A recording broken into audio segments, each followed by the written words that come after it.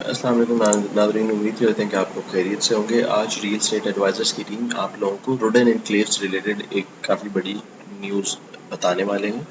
जिस तरह के अभी सोसाइटी ने रिसेंटली ये अनाउंस किया है डेट, जिस डेट पे वो लोग अपना डेवलपर अनाउंस करेंगे। शायद ये वो न्यूज़ है जिसका हम सबको, एंड यूज़र्स, इन्वेस्टर्स और जो लोग जो प्लान कर रहे हैं वो कि यहाँ पे इन्वेस्टमेंट करने के लिए, उन लोगों को इस न्यूज़ का इंतज़ार था पिछले 4-6 महीने से।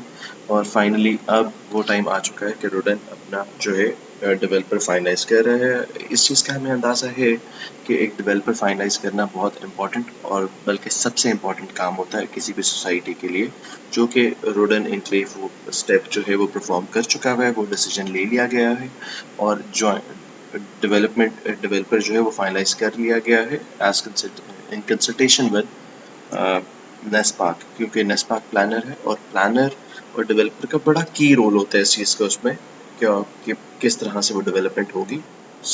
जो डेट डिसाइड हुई है वो इसी मंथ की 28 बनती है, यानी 28 अगस्त, जो कि हफ्ते का दिन बनेगा। हफ्ते के दिन के अंदर ही इवेंट ऑर्गेनाइज किया जाएगा, जो कि इस्लामाबाद में जो है आइदर मेरिट या सरीना के अंदर होगा, और वहीं पे जो है डेवलपर अनाउंस किया जाएगा और नेक्स्ट प्लान बताया जाएगा, जिसके अंदर डेवलपर की प्रोफाइल अनाउंस की जाएगी, डेवलपर किस तरह से डेवलप करेगा, कितने टाइम में डेवलप करेगा, ये सारी चीज़ें जो हैं, और किस चीज़ पर ज़्यादा फोकस किया जाएगा, ये सारी चीज़ें जो हैं 28 को ही सोसाइटी अपना प्लान जो है वो रिवील करेगी।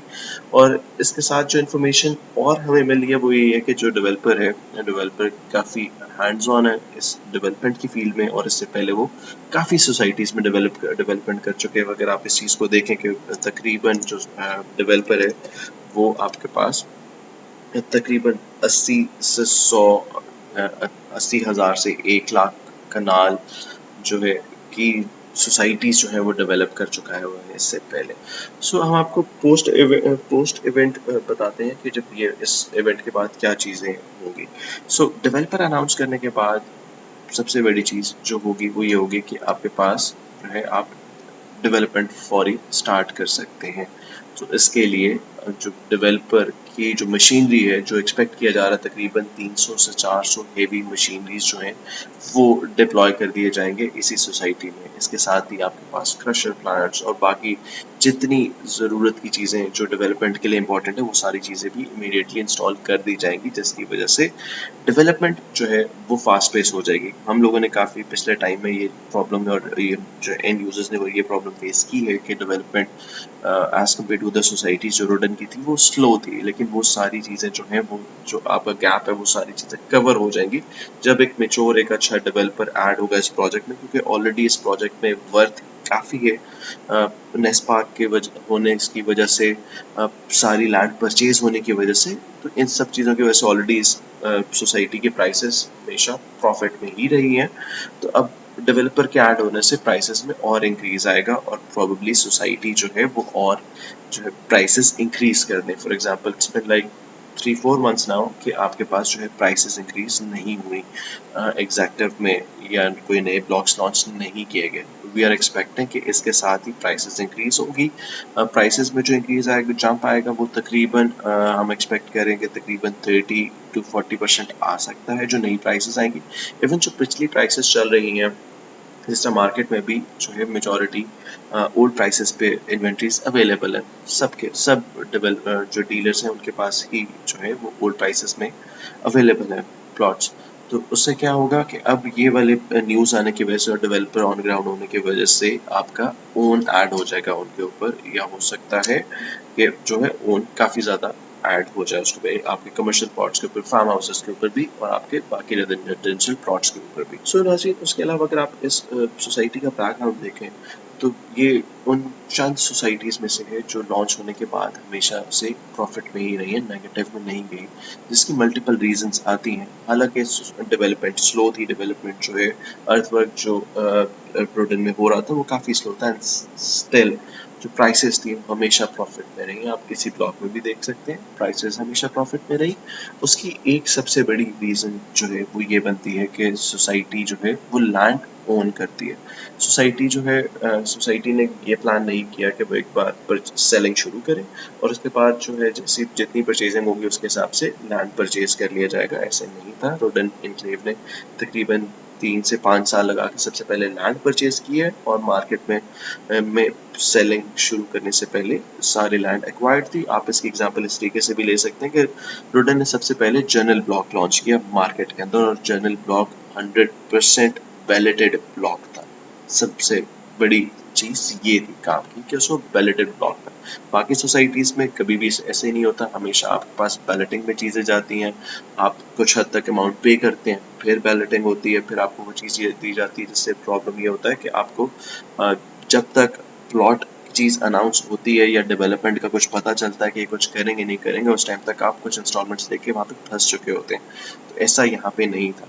सेकेंड एडवांटेज जो एक बहुत अच्छा स्टेप रेमोस्को की तरफ से भी है, जो कंपनी है जो ओन करती है रोडन को, वो सबसे बड़ी अच्छी चीज़ ये है कि रोडन ने कभी भी फाइल्स सेल नहीं की। हमेशा जितने अवेलेबल प्लॉट्स थे उतने ही सेल हुए। उससे फ़ायदा क्या हुआ? उससे फ़ायदा ये हुआ कि आपके पास एक हाइप क्रिएट नहीं हुई और आपको जितने अवेलेबल प्लॉट्स थे उतने ही आपने सेल किए, ओवर सेलिंग नहीं हुई। तो उससे एक पैनिक भी मार्केट में क्रिएट नहीं हुआ, क्योंकि पैनिक जब क्रिएट होता है तो आपकी प्राइसेस जो है वो डिक्रीज होना शुरू होती हैं या वो प्रॉब्लम का शिकार हो जाती हैं। प्लस रुडन में क्योंकि प्राइसेस कम थे as compare to other societies, तो यहाँ पे एंड यूजर्स ने भी डायरेक्टली बहुत परचेजिंग की है। अदरवाइज यूजली सोसाइटीज़ में होता ही है कि जहाँ पे आपके पास इस तरह की अपॉर्चुनिटीज़ आती हैं तो आपके इन्वेस्टर्स जो हैं वो बल्क में अपने पास फाइल्स परचेज कर लेते हैं और वो होल्ड कर लेते हैं उस टाइम तक जब तक प्राइसेस जो है एटलीस्ट 2-3 बार इंक्रीज नहीं कर चुकी होती हैं, और उस टाइम तक वो प्राइसेस जो हैं वो एंड यूज़र से जो है कि अफोर्डेबिलिटी से जो है वो आगे जा चुकी होती है। सो यहाँ पे उस तरह की प्रॉब्लम नहीं आया। सो मेजर आपके पास रीजंस क्या बनती है कि लैंड एक्वायर्ड था सोसाइटी के पास, उसका प्रॉब्लम नहीं था। आपके पास सोसाइटी ने जो है वो एक्स्ट्रा फाइल्स सेल नहीं की, ओन करते थे लैंड, जितने प्लॉट्स थे उतने ही सेल किया मार्केट में, तो वो पैनिक सिचुएशन क्रिएट नहीं हुई। और थर्ड जो चीज़ एक और एडवांटेज जो रोडन को जाता है वो ये है कि फॉर एग्जांपल रोडन के पास लैंड या जो प्लान है वो तो काफ़ी बड़ा है कि तकरीबन इन्होंने 44,000 कैनाल पे डेवलपमेंट करनी है। Initially they are getting approval for NOC for like 14,000 canal.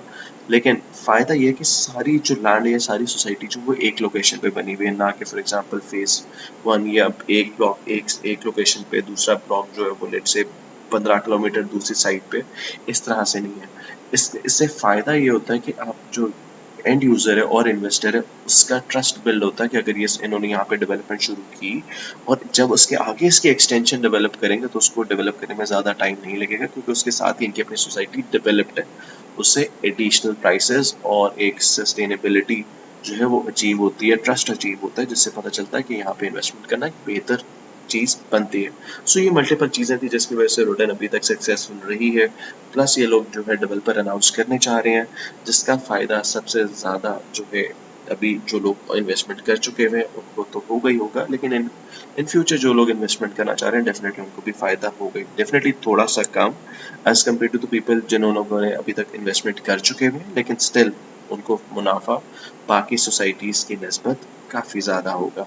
सो अगर आप इस जो है इस चीज़ से रिलेटेड कोई भी आपका सवाल है तो आप हमें कमेंट्स में बता सकते हैं, हमारे नंबर पर रब्ता कर सकते हैं। और हम लोगों के पास ओल्ड प्राइसेस पे प्लॉट्स अवेलेबल हैं, वो कमर्शियल प्लॉट्स हो, वो आपके पास रेजिडेंशियल प्लॉट्स हो, वो फार्म हाउसेस हो, तो आपको लास्ट बुकिंग की जो प्राइस थी उस पर सारे प्लॉट्स विदाउट एनी ओन मिल जाएंगे। तो अगर आप परचेजिंग करना चाहते हैं या अपॉर्चुनिटी ढूंढ रहे हैं तो आप लोग हमसे रब्ता कर सकते हैं नीचे दिए गए हुए नंबर पर। बाकी आप लोग अपना ख्याल रखिएगा। अल्लाह हाफ़िज़।